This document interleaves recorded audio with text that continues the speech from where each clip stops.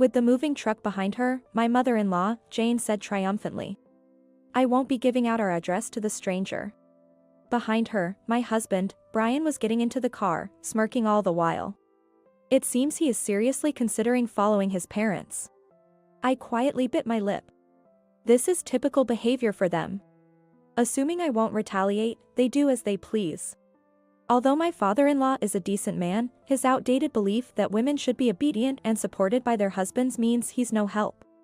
But I've reached my breaking point. After enduring and bottling up so much, like water in a cup, today was the last drop. And today was the final drop. Then, I'll divorce my kept man husband. At that, my in-laws laughed in unison. Talk in your sleep, stupid. They don't know yet. They're unaware that Brian relies on me financially, and even the little income he does make is thanks to me. Nor do they realize that everyone has their breaking point, including me. My name is Olivia, and I'm exactly 50 years old. I work at a local supermarket owned by my brother. It was originally our parents' business, but my brother took over after our father became ill past the age of 60. What started as a family business is now a beloved store in our community. Although it's a store, it operates as a company, and I hold a position there. When my parents were working, my father was the CEO, and my mother was the executive vice president. However, since my brother's wife was a school teacher and couldn't work for us, I became the executive vice president when my brother took over. Currently, I live with just my husband, Brian. I have a daughter who's married and visits us a few times a year. However, she lives in a distant state, so we don't see each other often. Brian and I were high school classmates. Back then, we were just classmates. Being shy, I hardly had any male friends, let alone a boyfriend, and spent most of my time with female friends. In contrast, popular Brian was always surrounded by a lively group of friends, both male and female. When we grew up, he and I reconnected, hit it off, and got married. "I like quiet and demure women like you, Olivia," he said with a shy smile. As we vowed to spend our future together. It was only after everything was too late that I realized this choice was a mistake. What started immediately after our marriage was relentless snide remarks from Jane. "Quit your job and devote yourself to Brian. And hurry up and have children, or you're worthless as a wife." Those were the first words I was greeted with. At that time, I was just an employee at the supermarket. Since Brian was still working normally, it was somewhat understandable that my old-fashioned mother-in-law couldn't grasp my job. But to be deemed worthless without children seemed excessive to me. Even after having a child, Jane didn't change. I had a daughter. Then, Jane arrogantly said, "A girl, how disappointing. You need to have a boy quickly, I have 2 sons." To me, my daughter was irreplaceable and precious, but to Jane, she was just a girl. Although Brian loved our daughter, he never stood up to his mother when we visited his parents' house. In fact, he would join in mocking me. "She can't seem to have another child. And her cooking is terrible, nothing like yours, Mom," he'd say. Then, Jane would clap her hands in delight and laugh. When she was in a good mood, she gave Brian some pocket money, and he was delighted to buy alcohol and sleazy magazines with it. "It would be nice if you took my side for once. And it's just sad for our daughter to see this." When I voiced my complaints upon returning home, he sighed as if he was bothered by the conversation. "She's just a baby, she won't understand, and you're worrying too much. Just keep Mom happy, and it'll all be fine. Be patient." Though it was indeed hard, it was true that these interactions only occurred during visits to the in-laws. I wondered if I should just accept that by enduring, everything would smoothly resolve itself. While my feelings of frustration never faded, I continued to endure relentlessly. However, the situation took a turn for the worse. Previously, we only met Jane when we visited her, but now she started coming to our house on her own initiative. The catalyst for this change was Brian's unemployment. His company fell into poor performance and eventually went bankrupt. Naturally, with no job, he had no income apart from unemployment benefits. And those benefits were only temporary and wouldn't last long. Obviously, we couldn't live like this. So, I accepted a full-time position with a title that my brother had recommended to me, and I started working seriously. Our household finances now depended on my income to help my son. With this noble cause, Jane eagerly made her way into our home. The father-in-law, George, seemed bemused by her overprotectiveness, but she didn't care about his opinions. Her behavior was quite extreme.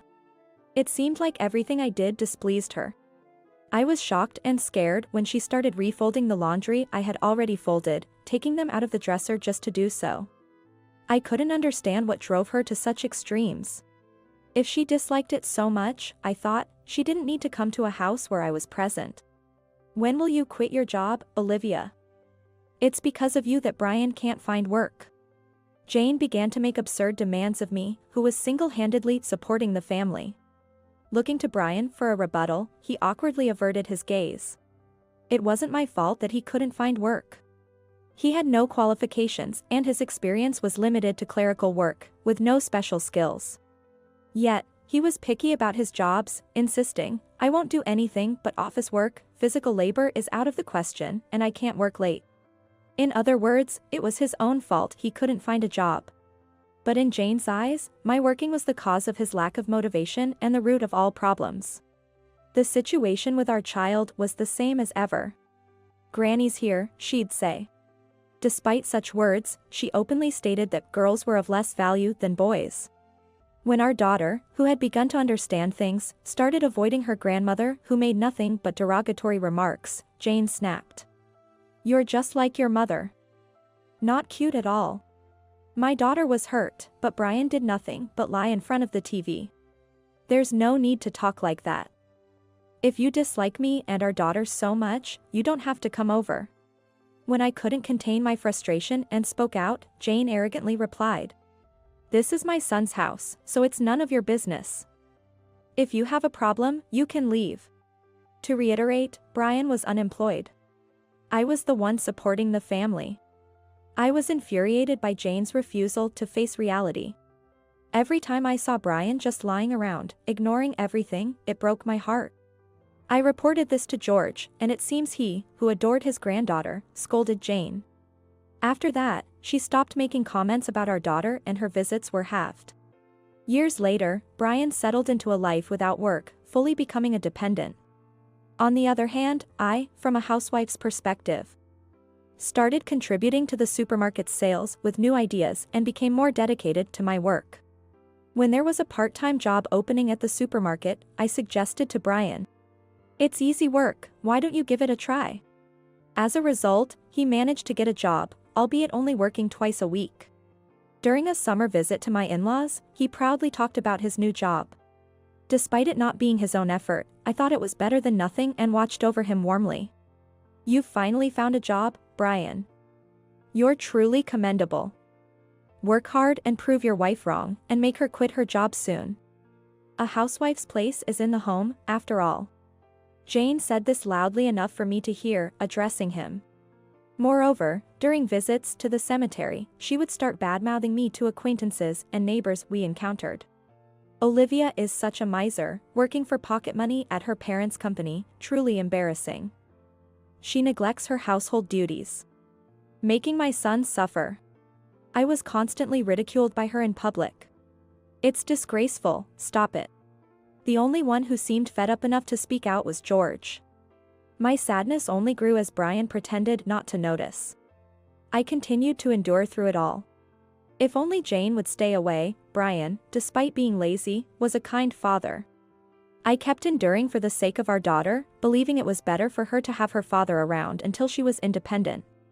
Even when I no longer needed to endure, I didn't have the energy to initiate a divorce. A significant factor was that Jane's visits had almost ceased over the years. The turning point came this year. The in-laws decided to move from their longtime family home to a condominium. We plan to make it our final home. The view from the balcony is quite nice. George, more energetic than usual, spoke excitedly. I could empathize with their desire to leave a too large house for a more manageable lifestyle. Their move preparation was truly a massive undertaking. Their home was cluttered with belongings, requiring considerable downsizing to fit into the smaller apartment. Out-of-fashion clothes that no longer fit, countless paper bags. There were even unopened gifts. While gifts like towels could potentially be sold, expired food had to be discarded.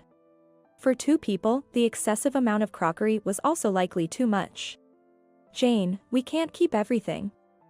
I understand your sentiment, but the new place is smaller than here, right? Most items that needed to be discarded belonged to her.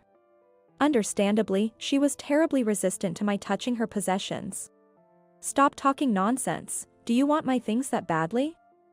How despicable. Holding onto what was essentially trash, she glared at me. I decided it was a losing battle to say anything more and shrugged it off, walking away. Finally, it was the day the in-laws moved. I hadn't yet been informed of the exact location of the new apartment. I wasn't very eager to know and planned to wait until they mentioned it. The moving truck was the smallest size, a light truck. Watching it, I worried whether it could carry all the belongings, and as expected, it was overloaded. Then, Brian began to hurriedly load our car with the overflow. Furthermore, as the in-laws got into the car, there was no room left for me. Standing there dumbfounded, Brian started the engine with a smug look. In a panic, I knocked on the car window. Honey. What's going on? Are you taking your parents? Should I just wait here? Then he cracked the window just enough to say. Just find your own way back. I'm going to live with my parents. Take some time off work for me. Bye. Stunned, I stood there as the rear car door opened. It was Jane getting out. With a triumphant look, she declared. Brian said he couldn't stand being scolded by his wife every day, so I decided to take him with me. Reflect on your own in loneliness. With that, she deliberately nudged my shoulder. Reluctantly, I had no choice but to ask. Please give me the address of your new home, in case something happens. We don't give our address to strangers. This time, I was truly speechless. Reaching my limit of endurance, I slumped my shoulders in defeat. I felt as if the dam holding back my patience had finally burst, letting all the pent-up frustration flow out. I thought to myself that today was the day of the last drop. Then, I'll divorce my kept man. I stated this calmly, but with a slight emphasis on a kept man, ensuring Jane heard it clearly. It seemed Jane standing in front of me heard me loud and clear. She glanced at Brian momentarily but soon regained her composure, glaring at me with disdain. George, who was inside the car, seemed not to have heard clearly and came out with a puzzled expression, asking, Huh? I decided to make it clear to him as well and reiterated firmly. I'm going to divorce Brian, who is a kept man. Please take care of him from now on. I won't bother with him anymore. Thank you for everything up to this point. As I politely said my farewells, the in-laws laughed, their chuckles lost in the engine's noise. Sleep talk in your dreams, stupid. It seemed neither of them grasped the seriousness of the situation yet. Leaning on the open window, Brian looked up at me with a smirk. How can he be a kept man when he's working? You won't be able to live without him. George's frown seemed pitiful. Thinking to myself that it's your son who won't be able to live, I tilted my head. You do know my income, right? To this, he shook his head. In front of my astonished self, Jane shouted in frustration. You're cheeky for someone living off your parents' allowance. It was then that I finally realized. My in-laws truly knew nothing about our financial situation. At least, I had told her when I first took on my current job. Did she forget because it was so long ago, or did she never intend to understand? Either way, I never imagined they hadn't been listening to such an extent. But by now, that seemed like a trivial matter. Understood, I'll start divorce proceedings. I said this feeling oddly refreshed. I had lost the will to explain. Once I had made up my mind, strangely, I felt no more turmoil. He urged his parents into the car. Then, with a short honk of the horn, they drove away. I just silently watched them go. Returning home by taxi, I immediately went to pick up papers and started filling them out. Not knowing the current address wasn't an issue. I could use George's name and their old address for mailing. If they had filed a change of address, the mail would be forwarded to their new residence. Given Jane's subscription to several mail-order supplements, it should be fine. I chose to send the papers with proof of delivery and mailed it off. A few days later, I got a phone call. I thought it might be Brian, but it wasn't. It was George. Hello? The divorce papers arrived, but is this for real? This is too much for just a spiteful act. I couldn't help but let out a bitter laugh, thinking they still considered it a mere spiteful act at this point. I had thought he was reasonable, but perhaps he's just another member of that family, including Brian and Jane. Of course, I'm serious. Don't worry about my livelihood. I am, after all, a company executive, so I do have an income. I responded firmly. He seemed a bit bewildered and muttered. A woman being a company executive, is that even possible? It seemed he still doubted me. I remembered mentioning before that I was the executive vice president of our small company, but how had he taken that? There's also the possibility he never really listened. Or maybe, given his significant hearing loss, he misunderstood. There are female executives in other companies too. But it's fine if you don't believe me, I've reached my limit of endurance. I've had enough. I answered dispassionately, without the energy to explain further. I was just too tired. Then, he grunted lowly. I see, understood. Then I won't say anything. Sorry for all the trouble you've been through. I was pleased to sense a genuine note of regret in his strained voice. It seemed he was the only slightly sensible person after all. Relieved, I politely said, thank you too, and hung up the phone. Half a day after the call from George. My phone rang while I was out, and I saw it was Brian calling. Taking the opportunity, I turned on the recording and started the conversation. Hey, this is terrible, suddenly demanding a divorce. Sending this to me, I'll sue you. You better change your mind, or it won't end well for you. What a fortunate person, to say such things after he himself had initiated the separation. Moreover, since he declared me a stranger and left without giving an address, it's only natural for me to consider divorce. His insistence on playing the victim was infuriating. The main reason would be your repeated emotional abuse, I suppose. It's sad that the diaries I've kept since I was young will serve as evidence. Your decision to leave on your own will likely be seen as your fault in this case. My lawyer, Daniel, says so. While I explained, he interjected with dismissive sounds like, huh, and what? His attitude was so dismissive it made me doubt he was listening, but when I mentioned the lawyer, he suddenly became flustered. A lawyer? You can't be serious. His voice trembled with panic. I had my phone on speaker mode while talking. This was so the person in front of me could also hear. Smiling and nodding at the person in front of me, I responded with conviction. Of course, I'm serious. We're consulting right now. Let's avoid direct discussions going forward and go through Daniel. Before I could finish, Brian cut me off, shouting. No way, I won't agree to a divorce. What about my job? It'll make things uncomfortable. Let's meet and talk. I'll come to the house right away. Please listen to me. I let out a wry smile as I faintly heard Jane's voice in the background, urging, just get a divorce. The person in front of me, Daniel, whom I was consulting, seemed amused. As I was pondering what to do, Daniel quickly wrote a note and showed it to me. It suggested inviting him to the office. Following that advice, I instructed Brian. I'm not at home right now, I'm at Daniel's office. If you insist, come here. After giving him the office address, he assured me he would come and hung up. Sipping coffee provided by the office staff, I waited for his arrival. I wonder if he'll really come. He's such a coward, he might just run away scared. While I mused, he soon arrived. I was prepared for a face-to-face meeting with him, with the lawyer present, but to my surprise, he wasn't alone. His parents were with him.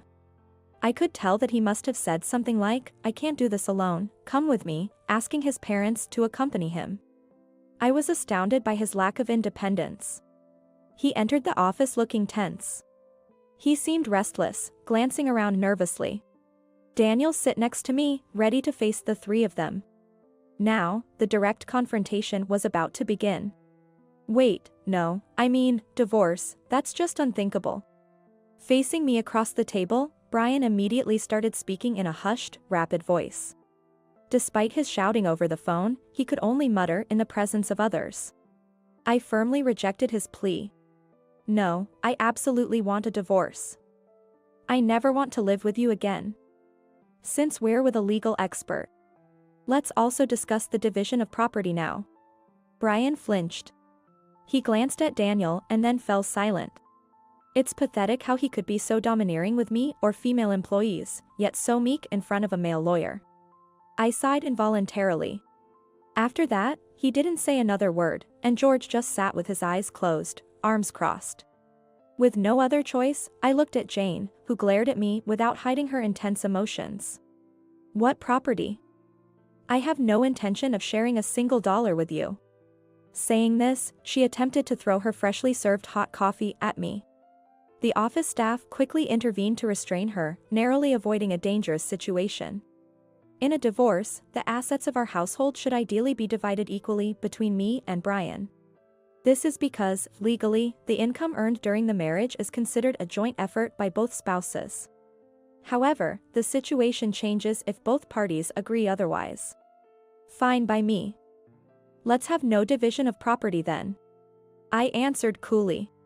Incidentally, I was the main earner, and the bank accounts, including those with substantial savings, were in my name. Even the car that Brian had been proudly using, as if it were his own, was registered under my name. His bank account, left at our house, contained barely less than $20, considering it was just before payday.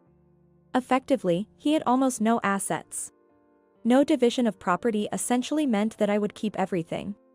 Despite the dire situation, Brian remained silent, merely fidgeting. "Are you sure about this?" I asked, as if speaking to a child. At that moment, the silent George opened his eyes and whispered something stern to Brian. "Tell the truth."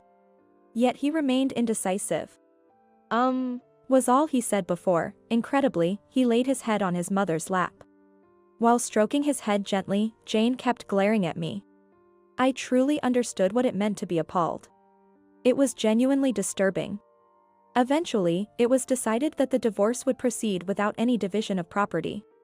As they were leaving, George made eye contact with me and bid a meaningful goodbye. Watching their departure, I reflected that he might not have been on my side but wasn't exactly an enemy either.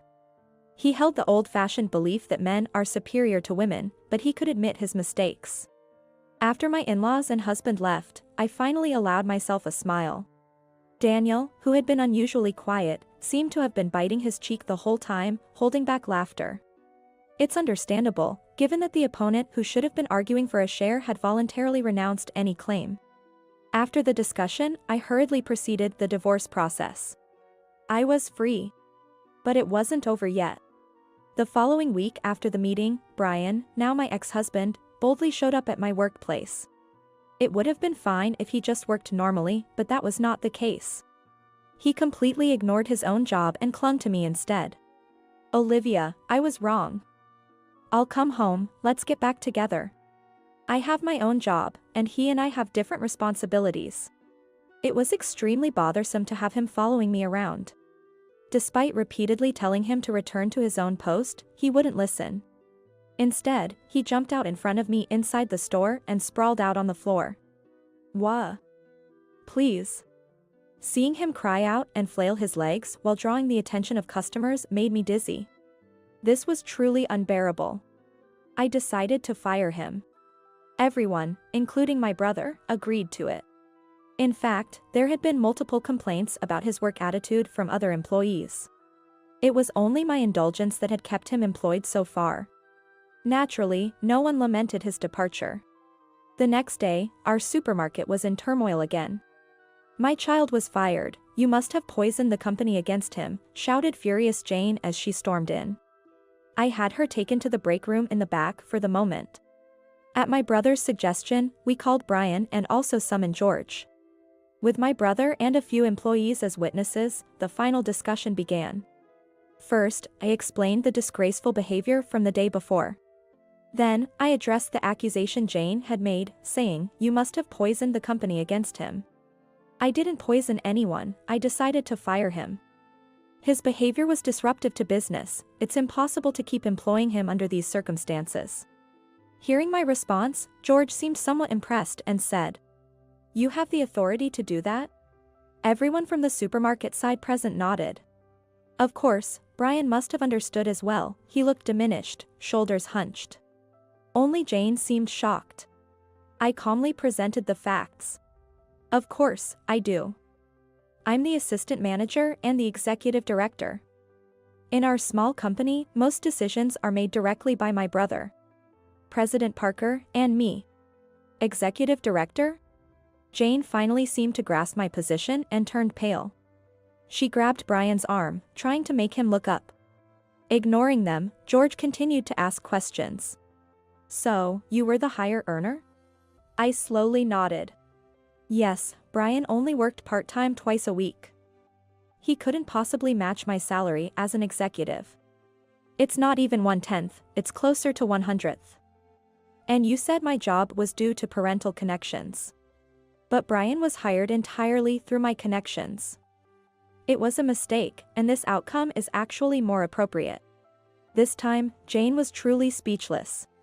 By this point, it should be clear who was supporting the household, without even thinking about it. The fact that she didn't know was surprising, but it was no longer important.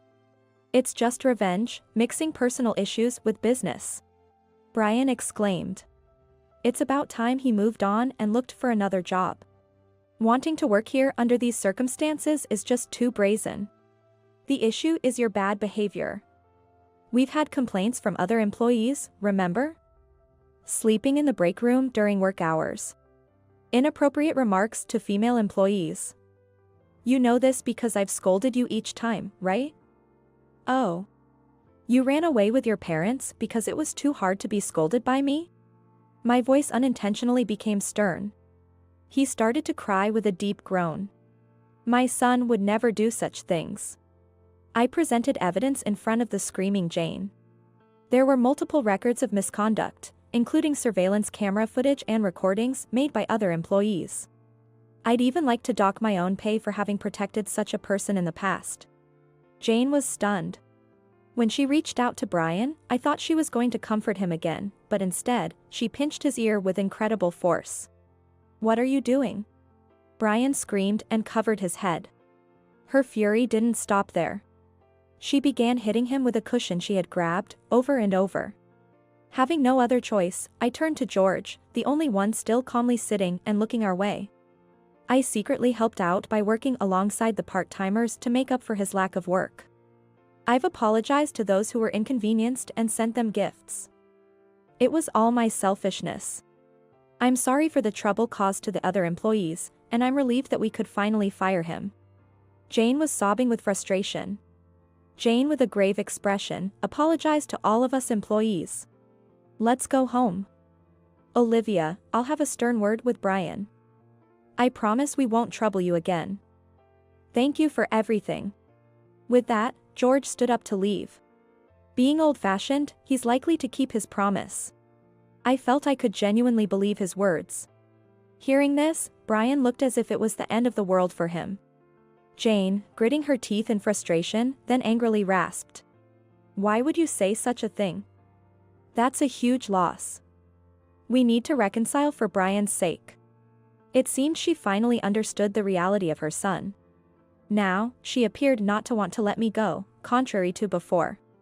Indeed, without me, Brian's life would nearly be over. But that's exactly what I wish for, and I have no intention of helping him. Just as I was about to retort, a thunderous voice echoed through the building. Enough is enough. George was furious. His eyebrows furrowed, he stood tall and imposing. Even Jane couldn't say anything back, just opening and closing her mouth and looking down. Brian, feeling the full brunt of his biological father's anger, shrunk back in fear. She may be your daughter-in-law, but she's someone we took from another family. In the end, she's a stranger. Don't even think about mooching off her. Aren't you ashamed? And today, it's clear you have been a huge nuisance. Brian, apologize. I was taken aback by his intensity. I had never expected such fierceness from usually quiet George. Maybe I didn't know my in-laws as well as I thought. In the end, Brian, shielded by his mother, didn't apologize and fled home. Only George turned back at the end to apologize deeply once more. Thank you, George. Take care, and stay healthy. I returned the farewell and watched him leave. I decided to forgive just him. Let's get back to work, shall we? At my command, the supermarket returned to normal. The rest of the story follows later. Afterward, my in-laws were left to manage on their pensions while dealing with an unemployed son in his 50s. I happened to see Jane in town, looking defeated and much diminished. Rumor has it that Brian is practically a shut-in and utterly useless. I haven't seen him since then. The following part of the story was relayed to me by my daughter. About 3 years after the divorce, there was a funeral for George. As his granddaughter, she attended the funeral. Apparently, it was sudden, with no preparations made in advance. They couldn't even gather enough money for a proper funeral, so it was a very simple ceremony. Now, Jane and Brian were left to live together, far from leading a smooth life. Without the tidy loving George around anymore, the house they moved to quickly turned into a cluttered mess. They've become quite the neighborhood nuisance, I hear. Moreover, perhaps due to the reduction in pension after George's passing, they have been pestering people for money and have become quite unpopular. It seems they're really struggling, but it's nothing but a nuisance to others. I imagined the future loneliness and hardship that awaited them, but I couldn't bring myself to feel any sympathy. Instead, I felt a sense of relief as if a long-held frustration was finally clearing. Years have passed since then, and I'm now enjoying living alone in a lovely apartment. I never knew how wonderful it could be to have free time all to myself. Inviting friends for dinner parties has become my greatest joy. My daughter and her husband also look out for me. Speaking of which, my daughter, who never liked her grandmother, plans to cut off all contact with her. That's for the best. Especially now that you're pregnant, it's better to stay away from anything that could stress you out.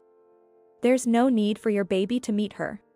When I said this, my daughter, caressing her slightly growing belly, nodded in agreement. I'm about to become a grandmother. Of course, I want to do everything I can to help my daughter and her husband. However, I also want to be careful not to intrude too much on the young couple's life. As I approach my 60s, I find myself among friends who have chosen to remain single or have been widowed. Lately, we've been discussing the possibility of living together in a shared house filled with single ladies in the future. This time, instead of bottling things up, I dream of a life where I can discuss anything with my companions. Surrounded by so much happiness, I'm sure I'll continue to have the best days ahead.